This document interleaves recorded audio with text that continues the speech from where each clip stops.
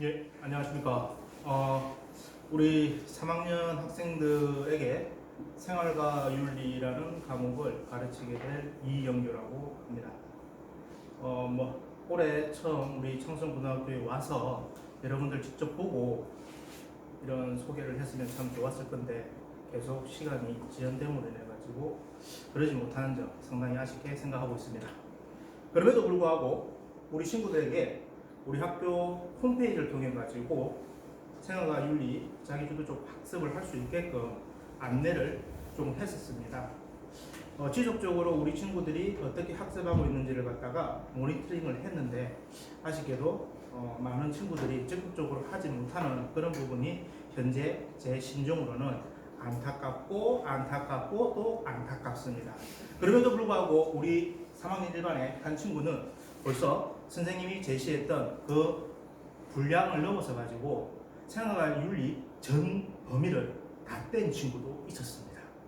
지금 현재 고3이 되어 가지고 중요한 3월의 시기가 끝났고 이제 4월로 나아가는데 이미 이 한 달간의 시간 쪽에서 어떤 친구는 어떻게 보냈고 어떤 친구는 어떻게 보내에 따라 가지고 상당한 차이를 나타내고 있습니다. 우리 친구들 포기하지 말고 지금부터 조금 더 정신 차려가지고 생활과 윤리 이 과목 잘 준비해서 여러분들이 희망하는 대학에 진학하는 데 있어가지고 도움이 될 수 있는 그런 시간이 되었으면 합니다. 자, 2학년 때 제가 알기로는 우리 친구들이 윤리와 사상 과목을 들은 걸로 이렇게 알고 있기 때문에 3학년 때 배우는 생활과 윤리는 상대적으로 조금 더 쉽다라고 이렇게 생각이 될 수 있는 부분이 있습니다. 그 중에서도 여러분들이 이 수능 문제, 수물 문제 중에서 조금 더 관심을 가지고 공부해야 될 파트가 몇 가지가 있습니다. 그런데 지금 현재 제가 제시했던 그 자기주도적인 학습 범위에 있어서는 그 해당 부분이 포함이 되어 있지 않습니다. 그런데 우리 친구들 공부하는 그 과정을 보니까 아직까지도 조금 진도가 안 나가다 보니까 조금 정체되어 있던 그런 부분이 없지 않아 있었습니다. 그래서 저는 이제 강의를 할 때 여러분들에게 말씀드리고자 하는 바는 EBS를 통해 가지고 대부분의 내용들을 섭렵을 하는데 그 중에서도 수능에서 나올 수 있는 해당 부분에 대해서 다시 한번 더 짚어주는 그런 식으로 조금 수업을 전개를 하고자 합니다. 그래서 첫 번째 강의는 윤리학에 대한 개념을 정립하여 설명할 수 있는 것이 학습 목표로 제시되어 가지고 윤리학에 대한 내용들을 조금 설명을 해드리고자 합니다. 자, 여러분들 윤리학이라는 개념 그리고 중학교 때 배웠던 도덕이라는 개념, 제가 군대를 제대를 할 때 저희 대대장님이 저한테 이런 얘기를 했습니다.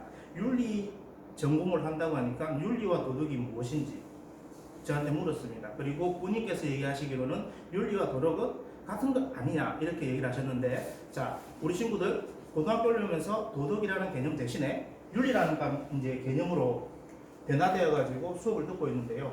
어떤 차이가 있는지를 좀 한번 확인해 보도록 하겠습니다. 자, 윤리학은 어디에서 나오냐면은 지금 보시는 바와 같이 요 철학이라는 분야에서 나옵니다. 인문학의 가장 기초가 되는 철학인데, 철학이라는 것은 왜라는 물음에 기초하여서 탐구하는 겁니다. 그것이 한 개인의 삶이 될 수도 있고 사람들이라는 인류의 삶이 될 수도 있고 아니면은 우리가 마주하고 있는 뭐 자연, 더 넓게는 세계라는 표현도 될 수 있겠죠. 요것을 이제 탐구하는 학문이 철학인데, 이 철학은 다시 이론 철학하고 실천 철학으로 분류됩니다. 근데 우리가 배우고자 하는 것은 윤리학은 어디에 해당된다? 실천 철학이라는 겁니다. 자, 비교를 한번 보면은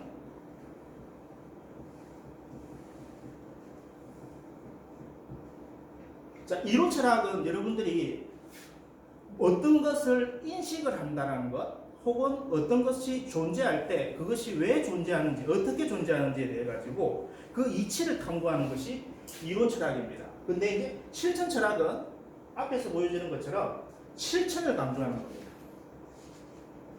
그래서 윤리학은 철학의 다양한 분류 중 정치 철학과 같이 실천 철학의 한 분류입니다. 그래서 우리가 이 윤리라는 단어를 기반으로 해서 윤리학을 얘기를 할 때 사람과 사람 사이의 도리나 규범을 연구하는 뭐라고 하죠? 학문이라고 얘기를 합니다. 학문이라고 얘기를 합니다.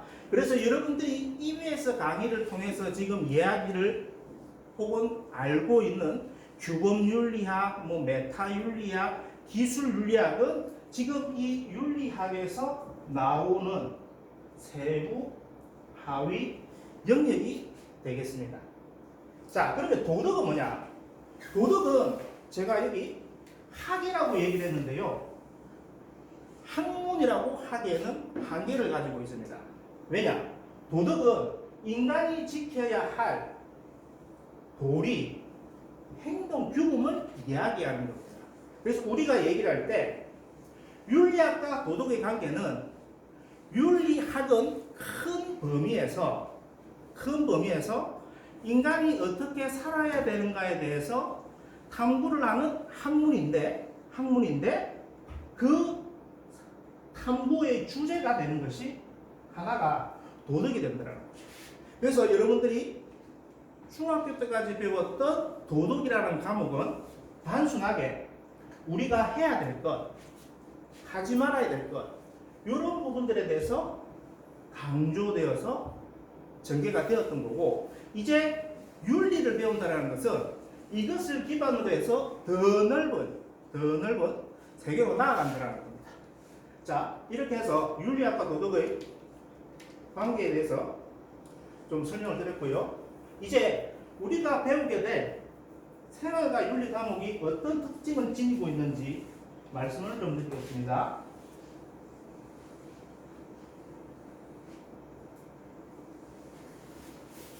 자, 문화지체 현상이라고 많이 들어보셨죠?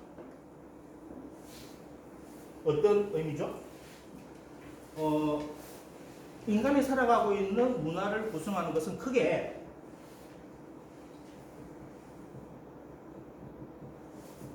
물질 문화가 있을 거고요. 그 다음에 반대되는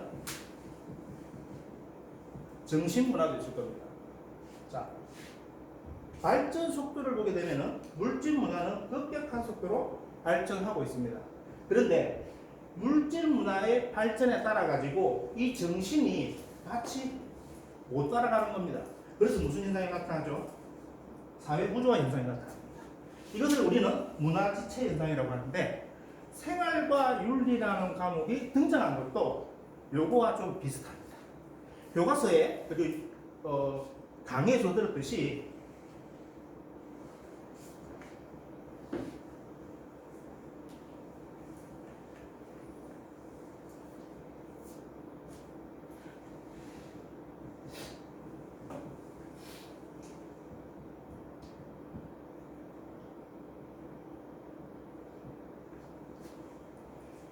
사회 다른 과목에서 문화지체 현상이라고 표현하는 것처럼 도덕과에서는 이러한 현상을 갖다가 윤리적 공백이라고 얘기를 합니다. 물질 문화가 발달하는 만큼 도덕적 숙고와 관련된 의식도 같이 발전을 해 나가야 되는데 그게 따라가지 못한다는 거죠. 그러면 어떤 문제가 생기느냐? 사회적 문제가 생길 수밖에 없는 겁니다.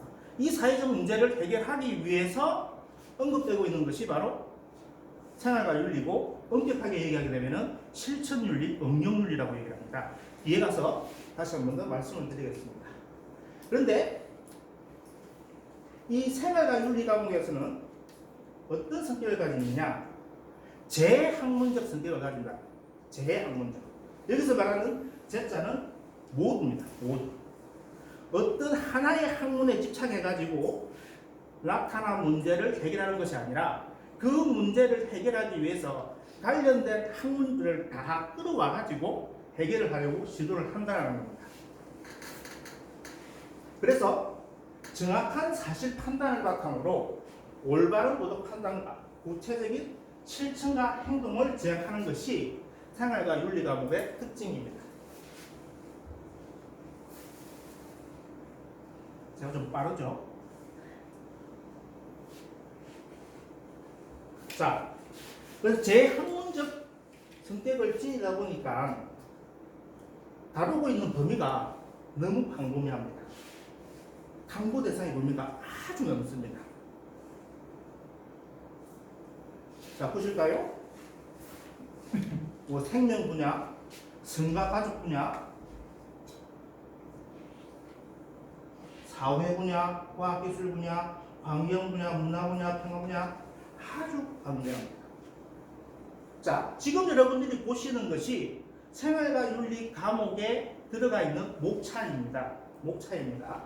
그리고 여기 이 영역과 관련해서 여러분들은 수능 문제를 푸셔야 되고요.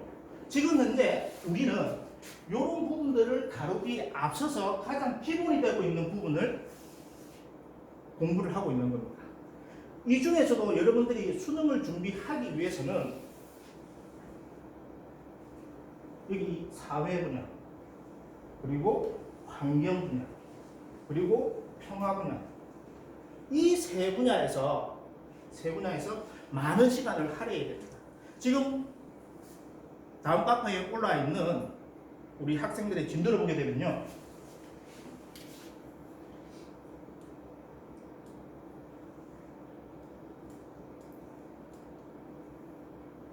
아직까지 여기에 머물러 있습니다. 안 됩니다. 여기는 아주 기본적인 내용들로 구성이 되어 있기 때문에 여기서 너무 많은 시간을 할애하기보다는 우리 사회 분야, 과학 기술 분야, 평화 분야, 해당 분야에서 더 열심히 공부를 해야 되는 상황에 놓여 있습니다. 그리고 지금 학사 일정이 조금 늦춰진 부분이 없지 않아 있지만 이 사회 분야까지 중간고사 범위를 가져갈 생각입니다. 따라서 이 점 명심하고서 EBS 강의를 지속적으로 드려야 되겠습니다. 자, 이렇게 해서 이제 생활과 윤리에 대한 기본적인 내용을 설명을 드렸고요.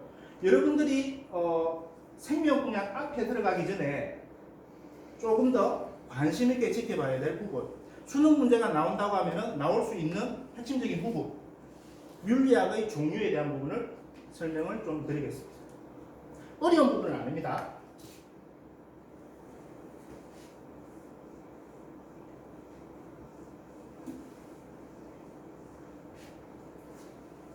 자, 먼저 가장 기본이 되는 규범윤리학이라고 있습니다. 규범윤리학.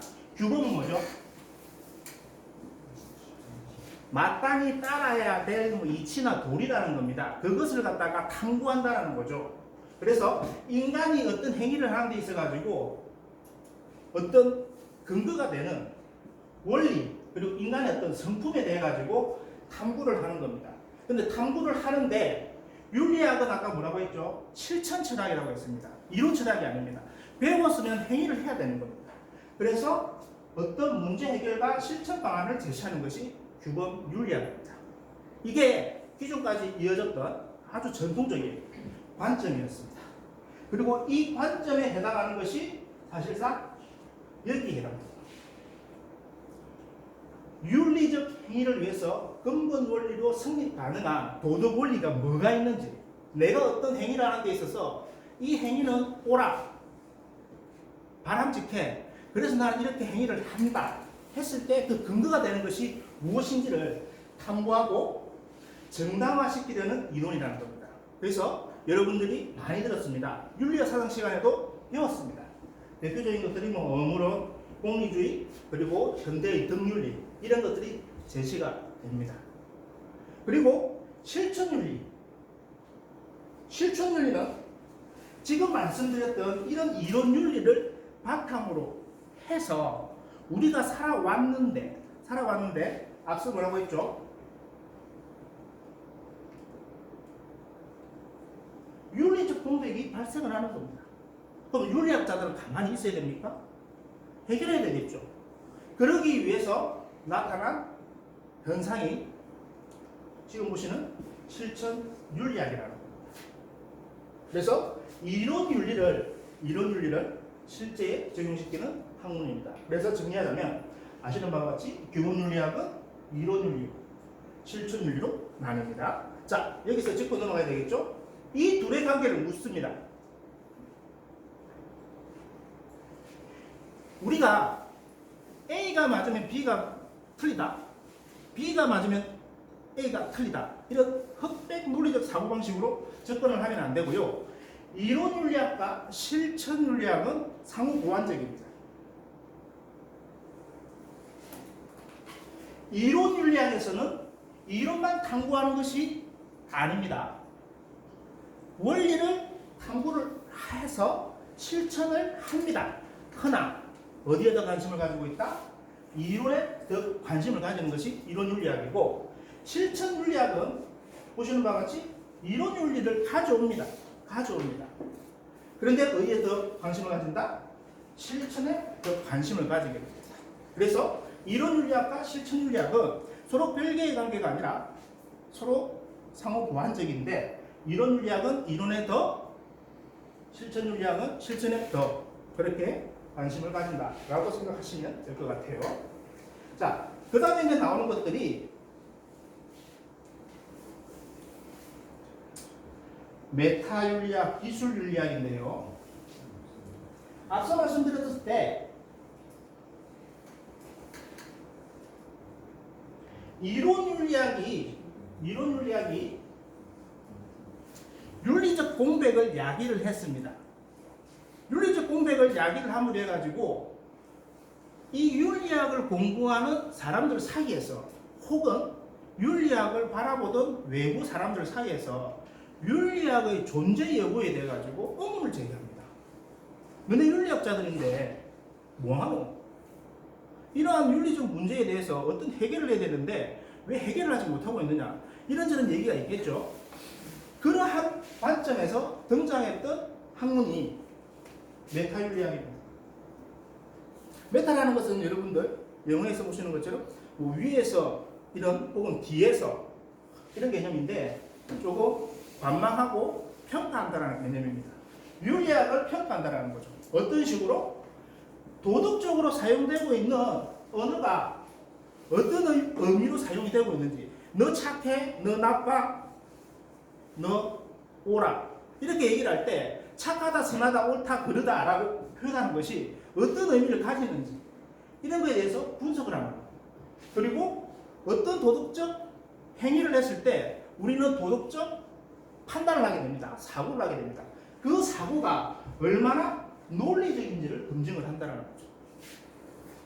그래서 윤리학은 학문적으로 성립이 가능하다라고 얘기하는 사람들이 메타윤리학입니다.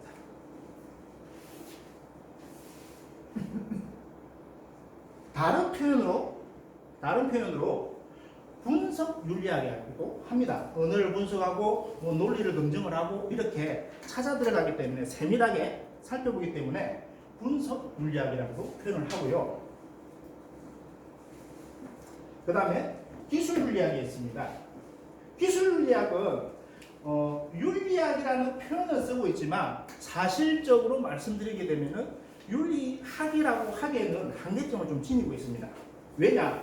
얘네들이 하는 것은 어떤 도덕적인 현상과 문제를 그냥 기술하는 겁니다. 기술한다는 것은 서술하는 거고, 서술한다는 것은 그 서술함에 있어서 가치를 주입하지 않는다라는 겁니다.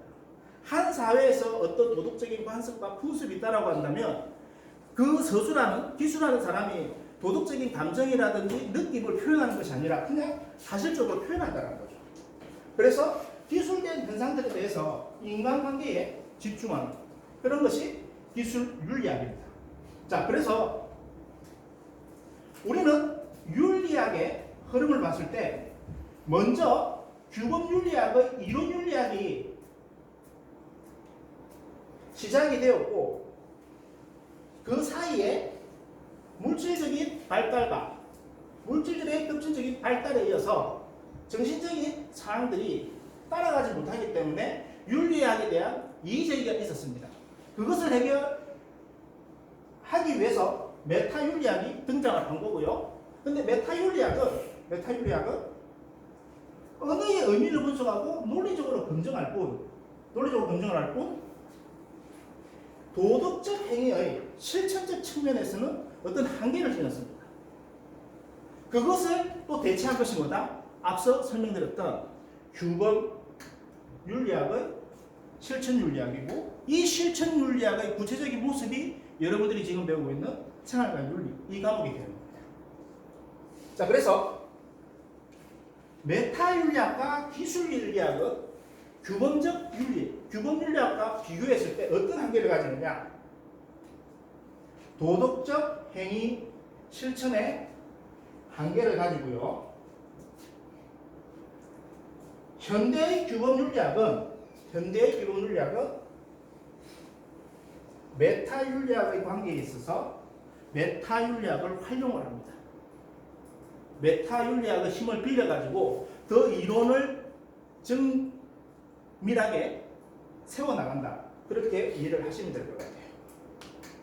자, 이렇게 해서 제가 말씀드리고자 하는 규범 윤리학, 메타 윤리학, 기술 윤리학, 그리고 그의 관계성 설명이 끝났고요. 얼마나 여러분들이 잘 이해를 했는지 문제를 한번 풀어보도록 하겠습니다. 이미 수업을 EBS로 들었던 친구들 같은 경우에는 접했습니다. 이 문제는 기본 문제로 나와 있죠. 자, 가나와 입장에 대한 설명으로 적절하지 않은 겁니다. 윤리학은 도덕 행위의 근거가 되는 도덕 원리나 인간의 성품에 대해 탐구하고 이를 바탕으로 도덕적 문제의 해결과 실천 방안을 제시해야 한다. 윤리학의 세 분류가 있었죠. 규범 윤리학, 메타 윤리학, 기술 윤리학. 어디에 해당하는지 아시겠죠? 자, 윤리학은 도덕적 언어의 의미를 분석하고 도덕적 추론의 정당성을 검증하며 윤리학의 학문적 성립 가능성을 모색해야 된다. 어떻게 되죠? 다는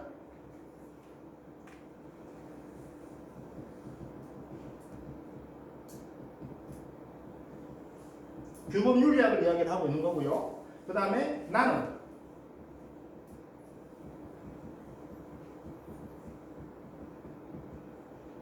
메타 윤리학을 이야기를 하고 있는 겁니다. 자, 그러면 한번 봅시다. 규범 윤리학은 현실의 도덕적 문제 해결을 중시한다. 맞죠? 규범 윤리학은 도덕적 정당화를 위해 이론적 근거를 제시한다. 규범 윤리학의 이론 윤리학, 규범 윤리학 안에 있는 이론 윤리학이 그런 모습을 보였죠. 자, 나는 도덕적 용어의 개념 분석을 주요 과제로 삼는다. 나는 메타 윤리학이라 했습니다. 앞서 설명드렸을 때 이런 모습이 있었죠. 나는 도덕적 반응의 가치 중립적 서술을 목적으로 한다. 자, 서술, 기술, 가치 중립적. 앞서 설명했을 때 기술 윤리학이라는 것이 있는데 이 기술 윤리학은 윤리적 현상을 단순히 사실적으로 기술하는 것이라고 했습니다. 그래서 나는 메타 윤리학을 설명하는 것이 아니라 기술 윤리학을 이야기하고 있는 거죠. 그래서 가는 나와 달리 도덕 규범의 실천을 목적으로 하는 당위를 강조한다. 맞죠? 메타 윤리학은 규범 윤리학은 메타 윤리학과는 달리 도덕 규범의 실천을 목적으로 하는 당위를 강조한다. 당위는 2학년 때 배웠을 겁니다. 마땅히 해야만 한다. 의무, 칸트 하면서 배웠을 거예요. 자, 다음입니다. 자, 이거는 이제 기본 문제가 아니라 실전 문제에 나와 있었죠. 마지막 문제. 가불병의 윤리적 탐구 방법에 대한 설명으로 옳지 않은 거예요. 자, 보십시오. 여러분들이 풀어야 될 수능 문제가 이런 겁니다. 여러분들이 조금 전에 배웠던 기본적인 학습 내용을 기반으로 해서 제시되는 제시문들이 각각의 어디에 입장에 해당하는지를 찾아내는 거고 서로 비교해가지고 물음에 해당하는 것을 찾는 겁니다. 단순히 외워서 될 문제는 아니라는 거죠. 자, 답을 보겠습니다. 주제는 인간 배아세포를 이용한 실험에 대한 다양한 윤리적 탐구랍니다. 그래서 답이 이렇게 얘기합니다. 인간 배아세포를 이용한 실험이 허용되는 국가가 전 세계에 어떻게 분포되어 있는가와 같은 설문조사를 실시합니다. 설문조사. 이처럼 도덕적 현상과 문제를 파악하여 사실적으로 기술해야 된다. 답은 우리가 앞에서 살펴보았던 규범윤리, 메타윤리, 기술윤리 어디에 해당할까요? 한번 생각해 보세요. 자, 그리고 인간 배아세포를 이용한 실험이 인간의 존엄성을 훼손하는지의 여부를 검토하여 규범적인 기준을 제시했다. 이처럼 인간이 어떻게 행동해야 하는가에 대한 보편적인 규범윤리를 실제적인 윤리 문제 해결에 활용해야 된다. 역시 어른 어디에 해당하는지 한번 생각해 봅시다. 그리고 마지막 병입니다. 인간 배아세포를 이용한 실험에 대해서 옳은 그름 등과 같은 언어의 의미를 분석해야 합니다. 이처럼 도덕적 언어의 개념이나 언어의 개념, 추론, 논리적 타당성을 검토해야 됩니다. 자, 갑, 을, 병의 입장은, 자, 갑은 뭐였죠? 기술, 그 다음에 을은 규범윤리학, 그리고 병은 메타윤리학의 입장입니다. 자, 그러면은 각각의 특징을 여러분들은 이미 학습을 했기 때문에 문제를 읽어보고 해당 안 되는 것을 찾으면 되는 겁니다. 자, 갑, 기술윤리학은 도덕적 쟁점에 대한 사회적 반응을 사실적으로 제시하는 것을 강조한다. 가치보다는 사실. 맞죠? 그래서 기술윤리학 갑은 맞는 표현입니다. 자, 을은 도덕적 정당화의 이론적인 근거 마련의 중요성을 강조한다. 을이 아까 중에 규범윤리학이라고 했죠. 그래서 도덕적 정당화의 이론적인 근거 마련. 맞죠? 자, 병, 메타윤리학입니다. 도덕적 진술에 사용되는 언어의 의미를 분석하는 것을 강조한다. 맞죠? 자, 답은 을과 달리, 답은 기술윤리학은 규범윤리학과 달리 현대 사회의 여러 문제에 대한 규범적 이론의 적용을 중시한다. 바뀌었죠? 답이 아니라 을이죠.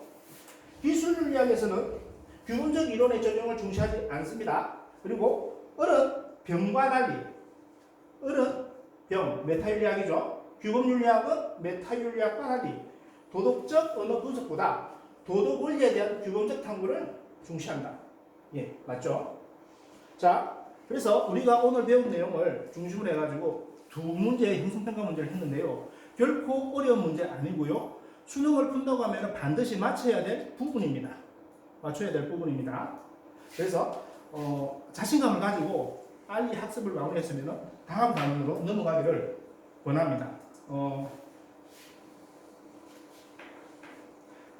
매점 이 수업을 시작할 때 학습 목표를 제시한 게 있습니다. 윤리학의 개념을 정립하고 설명할 수 있어야 한다는 것이 오늘 수업의 목표였는데요. 학습 과제를 제시를 하겠습니다.